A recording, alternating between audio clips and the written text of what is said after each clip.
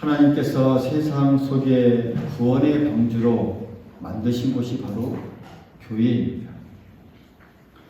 죄로 인해 죽을 수밖에 없는 그런 사람들이 피할 수 있고 또 영원한 그 삶을 꿈꾸며 평안한 삶을 살도록 허락하신 도피성이 바로 교회입니다.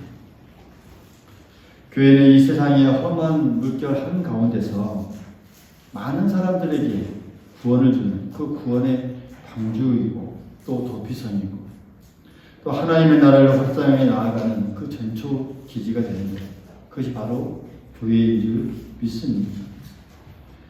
하나님께서 이 교회를 세우신 분명한 이 목적과 뜻이 있습니다.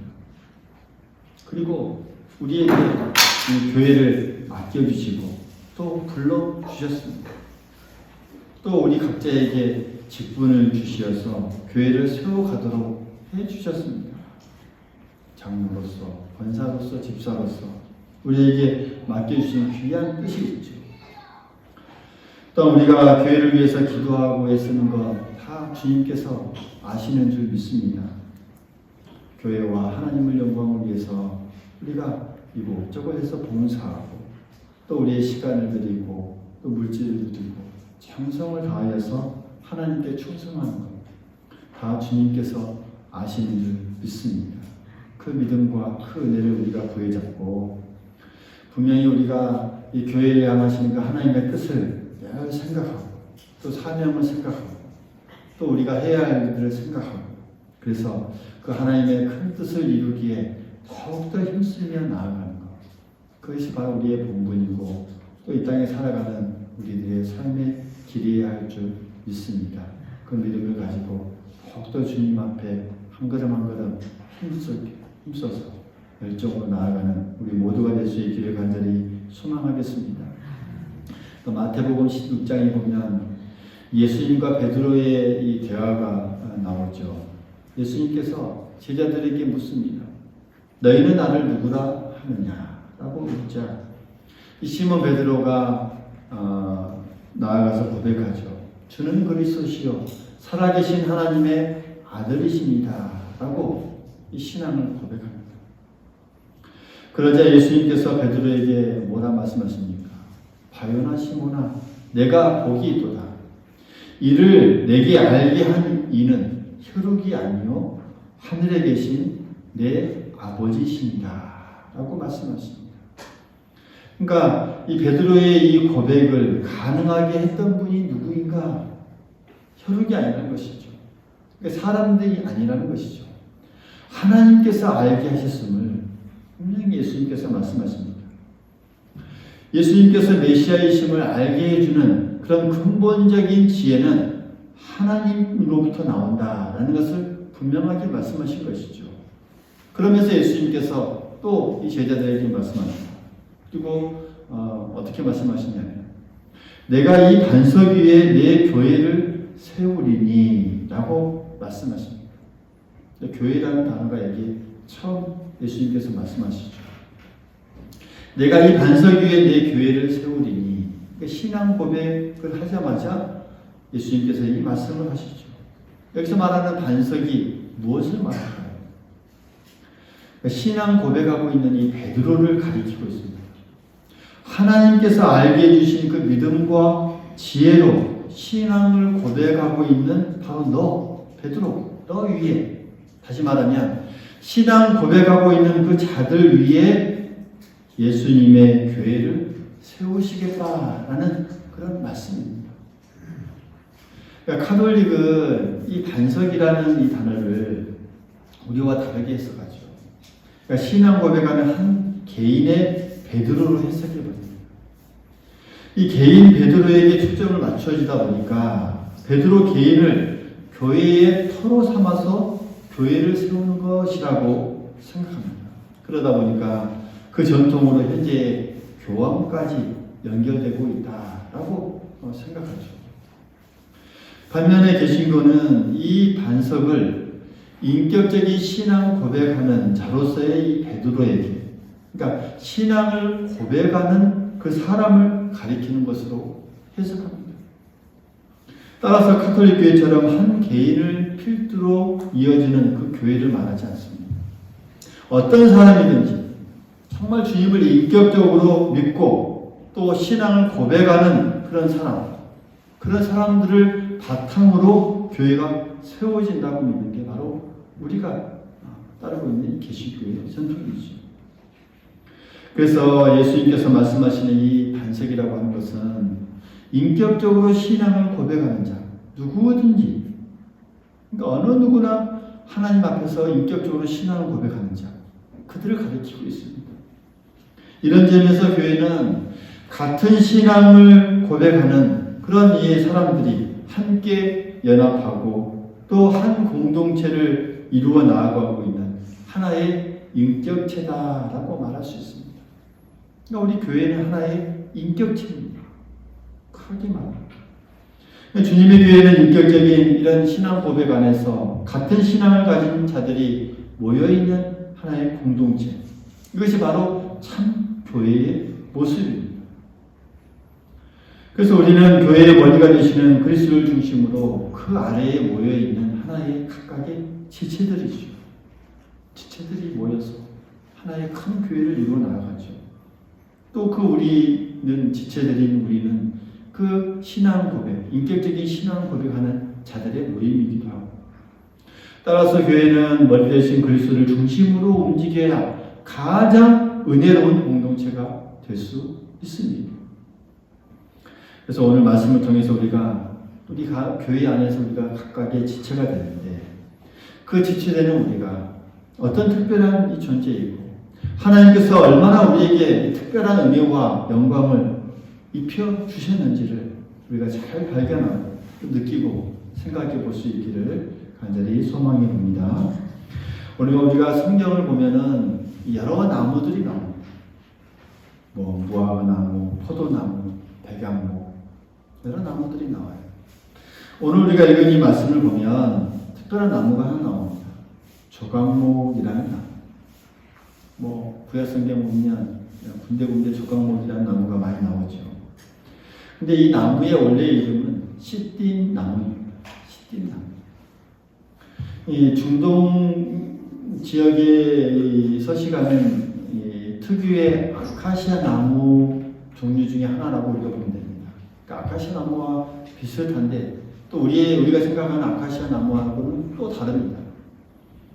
그러니까 우리는 이것을 성경에서는 이 조각목이라고 번역했는데, 우리가 성경을 번역할 때 대부분 이 중국어 성경을 많이 참고를 합니다. 왜냐하면 과거에 처음에 기독교가 전파되어 넘어갈 때 이 중국에 먼저 성경이 번역되어서 한자로 성경이 번역되기 때문에, 그러니까 중국에 보면 이 아카시아 이 나무와 비슷한 조각자 나무라는 게 있습니다. 그러니까 이 조각자 나무가 번역되면서 이 조각목이라고 표기된 것이죠. 그러니까 좀 더 우리에게 쉽게 우리가 표현하기 위해서는 이 조각목보다는 이 시띠 나무라고 우리가 그냥 그대로 쓰든지 아니면 아카시아 나무라고 하는 것이 더 적절한 이 표현일 수 있습니다. 그래서 우리가 이 조각목 나무, 이 시띠 나무라는 이 나무가 오늘 성경에 기록되고 있습니다. 시띠 나무의 특징은 참으로 이 보잘것없는 나무라는 점입니다. 정말 보잘것없는 나무입니다. 이 포도나무나 무화과 나무는 열매를 맺기 때문에 쓸모가 있는 나무로 분류가 되죠. 백향목도 마찬가지입니다.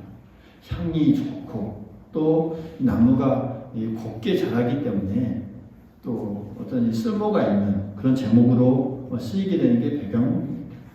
솔로몬이 성전을 지을 때도 이 백향목으로 이렇게 성전을 짓죠. 하지만 시띠 나무는 열매도 없고 또 그렇다고 곱게 자라는 것도 아니고 또 큰 나무가 자라는 것도 크게 자라는 것도 아니고 어떤 제목으로도 적절하지 않은 나무가 바로 시띠 나무입니다. 그러니까 사막에 그냥 군데군데 어떤 웅장한 숲을 이룬다는 그런 숲을 이루는 그 나무도 아니고 띄엄띄엄 하나씩 그냥 자라있는 그런 나무입니다. 본래 시딤이라는 단어는 히브리어로 시팀이라는 그 단어이고 그 뜻은 괴롭히는 가시다라는 괴롭히는 가시라는 그런 의미가 있습니다. 그러니까 보잘것없고 아무 쓸모 없다는 것이죠. 또 매우 단단하고 곱게 뻗지도 못한 그런 나무일 뿐만 아니라 이렇게 뒤틀려서 이게 자라는 그런 나무입니다. 그래서 어떻게 보아도 뭘 쓰기에 적절하지도 않는 그런 이 나무입니다. 그럼에도 불구하고 이 시딤 나무는 오늘 우리가 이 말씀을 보면 하나님의 손에 의해 귀하게 쓰임받는 그런 나무로 등장합니다. 성전에서 가장 귀한 곳이 어딘가요? 성전에서 가장 귀한 곳은 이 지성소라고 하죠.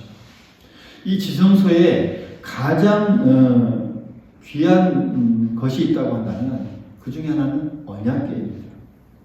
할렐루야. 들어보셨죠? 언약궤가 가장 귀하죠. 이 언약궤를 만드는 데 쓰였던 나무가 바로 이 시딤 나무입니다.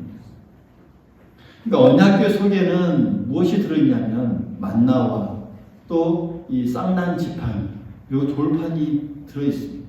이 세 가지가 언약궤에 넣어서 이 지성소라고 하는 곳에 그 성전에 아주 중요한 곳에 보관되어져 있죠.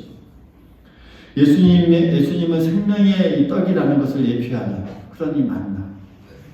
그리고 쌍난 지팡이는 우리를 천국으로 인도하는 그런 예수님을 예표하고 있고, 그리고 십계명에 새겨져 있는 이 돌판은 하나님의 말씀을 의미합니다.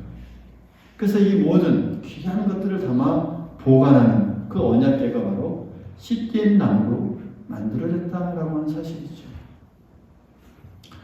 이렇듯 보잘것없는 나무가 하나님의 지성소에 쓰이는 이런 귀한 기구가 된 것은 참으로 우리에게 감동적으로 다가옵니다.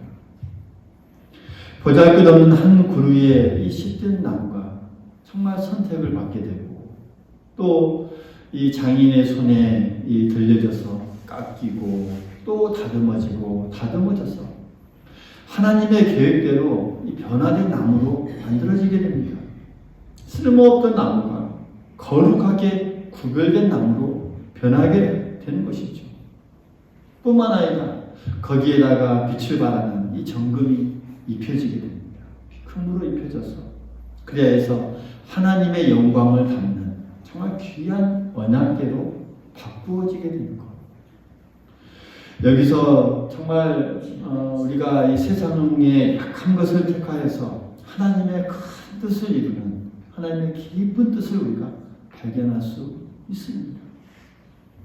어떻게 보면 우리 역시 정말 이 보잘것없는 이 시띠나무와 같은 이 존재와 같은 자들이 바로 우리들이 아닌가 우리가 또 생각해 볼 수 있는 것이죠. 우리 역시 어떻습니까?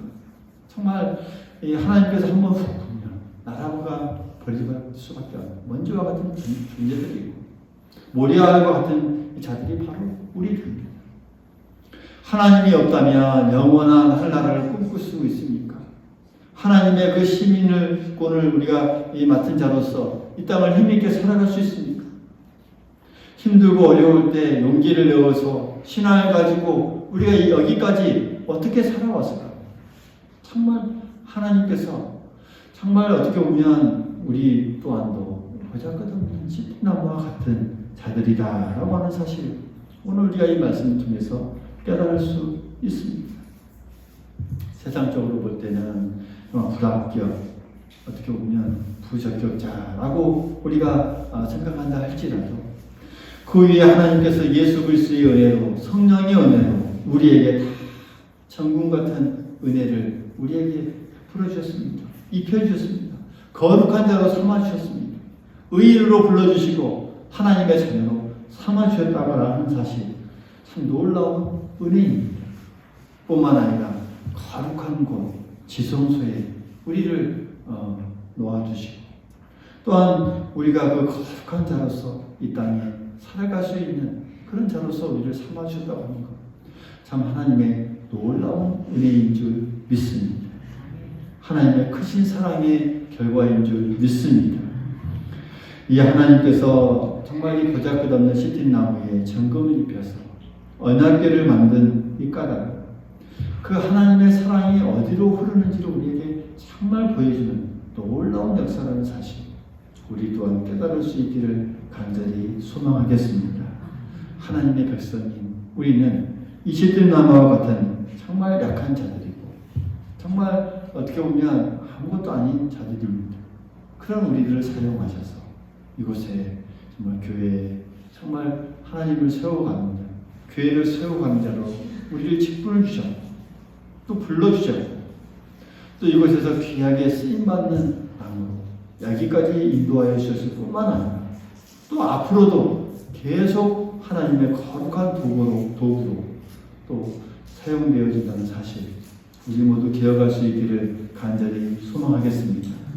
그 하나님의 이 사용하심과 쓰이는 도구가 되는 그 기한은 영원합니다. 이 땅에서뿐만 아니라 영원한 하늘나라에까지 계속적으로 우리가 하나님의 쓰임받는 자로서 이어진다는 사실, 우리 모두 기억해야 하겠습니다. 뿐만 아니라 이 시든나무의 특징은 정말 좋지 않는 열악한 환경에서도 뿌리를 깊게 뻗어서 수분을 공급한다는 점에 있습니다. 이 시든나무의 아주 큰 특징이죠. 이 황무지에 사는 시든나무는 그 생명력이 얼마나 강한지 이 물줄기를 찾아서 깊게 뿌리를 뻗는다고 합니다. 그 뿌리가 짧게는 수십 미터, 길게는 500m, 600m까지 가는 그런 이 깊게 뿌리를 내린다고 합니다. 기네스북에 오른 이 시든나무의 이 뿌리가 2km 정도, 2km가 되는 정도 되는 그 뿌리가 또 있다고도 합니다. 그러니까 이 사막의 척박한 환경에서 살아남기 위해서 뿌리를 깊이 내립니다. 그래서 그쪽에서 수분을 끌어와서 이제 유지하게 되죠. 이 그 뿌리가 물줄기에 닿아 있기에 정말 뜨거운 사막, 물 없는 광야에서도 살아갈 수가 있습니다. 이처럼 이 시든나무가 뿌리가 이 물을 찾아서 깊이 뿌리를 내리듯이 우리도 이 주님께 꼭 붙어 있어야, 주님께 우리의 뿌리를 깊이 두고 있어야, 깊이 연결되어 있어야 우리가 또한 이 땅을 힘있게 살아갈 수 있는 존재다라는 것을 또 이것을 통해서 우리가 깨달을 수 있습니다. 우리가 하나님의 그 생수를 향해서 우리의 영적 뿌리를 깊이 내릴 때 우리가 때로는 광야 같은 이 땅에 메마른 삶을 산다 할지라도, 황량한 이런 이 나그네와 같은 삶을 산다 할지라도 영적인 기갈이 없고 촉촉한 은혜의 삶을 살 수 있다라고 하는 사실, 우리 모두 기억할 수 있기를 간절히 소망하겠습니다. 시편 24편, 63편 1절에 보면 이 시편 기자는 이렇게 고백합니다. 하나님이여, 주는 나의 하나님이시라. 내가 간절히 주를 찾되 물이 없어 마르고 황폐한 땅에서 내 영혼이 주를 갈망하며 내 육체가 주를 앙망하나이다 라고 고백합니다. 이 다윗의 시입니다. 이 다윗이 유대 광야에 있었던 시이죠. 물이 없어 마르고 황폐한 땅, 이 바로 광야입니다. 척박한 환경에서 자신의 영혼과 온몸으로 주를 애차게 찾아 헤매는 그런 시인의 심정을 우리가 잘 알 수 있습니다. 어떻게 보면 우리가 이 땅에서 살아가면서 우리의 심정이 바로 이러한 심정이라는 것이죠. 주님을 찾고 주님의 그 생명수와 같은 그런 흡족한 은혜를 우리가 찾고 또 찾아서 갈급하게 찾는 우리의 심정이 바로 이와 같습니다. 그래서 우리가 이 시든나무를 통해서 물을 찾아서 깊게 뿌리를 내리는 그 시든나무의 이 모습을 보면서 우리의 그 심령이 어떤지를 우리 또한 깨달을 수 있다라고 하는 사실이죠. 시든나무는 이 길이요 진리요 생명이신 그 주님께 다다르기 위해 뿌리를 깊게 내린 구원받은 우리들의 이 모습과도 같다라는 사실, 우리가 모두 다 깊게 생각할 수 있기를 간절히 소망하겠습니다. 그리스도의 이 보혈로 속량받은 우리들입니다. 정말 이 보잘것없는 그런 이 시딘 나무였다는 사실, 우리도 마찬가지죠. 그런 우리의 정체성을 우리가 다시 한번 생각해 볼 때 참으로 하나님 앞에 감사하다는 것이죠. 왜요? 그런 우리들을 이만큼 은혜 가운데 거하게 해주셨고, 이만큼 여기에 있는 자로서 살게 해주셨다는 것은 참 하나님의 은혜가 아니면 그 모든 것들이 있을 수 없는 일입니다. 그러한 은혜가 우리 안에 늘 날마다 있고, 또 그러한 깨달음이, 그러한 감사함이 우리 안에 충만할 수 있기를 간절히 소망하겠습니다. 그래서 이 정말 어떻게 보면 이 시딘 나무는 이 생존을 위한 투쟁으로 온갖 이 성한 곳이 한 군데도 없는, 그러니까 이 마른 광야에서 살기 위해 거친 그런 이 모래바람에 이리저리 다 뒤틀려져 있고, 또 이 깊이 뿌리를 뻗기에 높이 자랄 수도 없고, 물이 부족한 환경에서 살아 또 이 가야 하는 그런 흔적들로 인해서 껍질도 거칠고 단단한 옹이들로 인해서 어떤 누구도 쓸모없는, 이 쓰임에도 적합한 나무가 아닌 그런 선택받지 못한 나무라는 사실.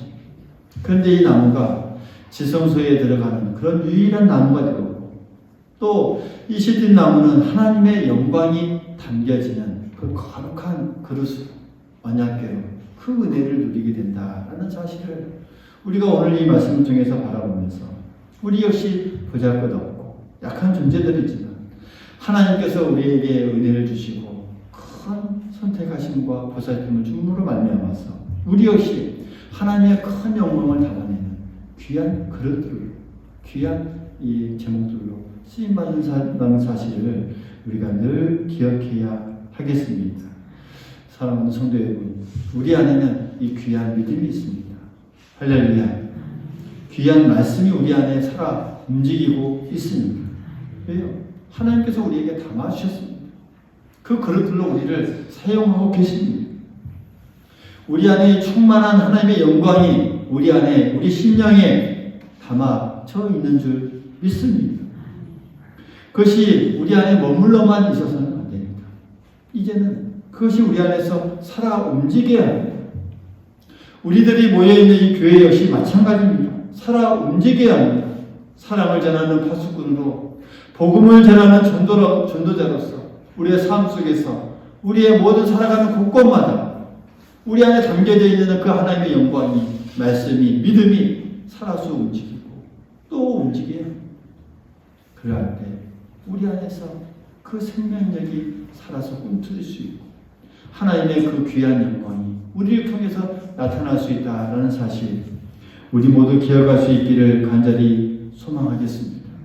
주님의 그 택함을 받아 교회의 공동체를 이루고 있는 우리들이 바로 시딘 나무와 같은 존재들입니다. 그 사랑과 말씀을 담아내는 그 시딘 나무로 선택받은 귀한 존재들이 바로 우리요, 또 우리 교회의 공동체인 줄 믿습니다. 사랑하는 성도 여러분, 하나님은 이 보잘것없는 시딘 나무와 같은 우리에게 예수님의 그 말씀을 담는 보배로운 그릇으로 삼아주셨을 뿐만 아니라 예수 그리스도라는 그 정금을 우리에게 입혀주셨습니다. 그리고 하나님의 그 생명수를 향해 영적 뿌리를 깊이 내려서 우리가 비록 광야와 같은 그 인생길을 살아간다 할지라도 영적인 기갈 없이, 갈급함 없이 촉촉한 은혜의 삶을 살아갈 수 있다라고 하는 사실, 우리 모두 기억할 수 있기를 간절히 소망하겠습니다. 그래서 우리는 그 하나님의 영광을 담겨져 있는 그런 귀한 복된 자들이라는 사실을 우리가 생각하면서 더욱더 이 하나님의 말씀과 하나님의 뜻과 하나님의 우리가 사랑을 우리 마음속에 깊이 담아서 거기에다가 참된 어떤 신앙의 인격까지도 우리가 깊이 담아서 이 세상에서 맑고 빛난 그런 존재들이 될 수 있기를 간절히 소망하겠습니다. 뿐만 아니라 우리가 그런 이 담겨져 있는 하나님의 영광이 담겨져 있는 그 존재들임을 우리가 깊이 생각하면서 또한 우리 주변에 또 보면 아직도 흩어져 있는 또 다른 그런 시틴 나무와 같은 그런 사람들이 얼마나 많습니까? 그런 자들을 찾아서 돌보고 섬기는 것.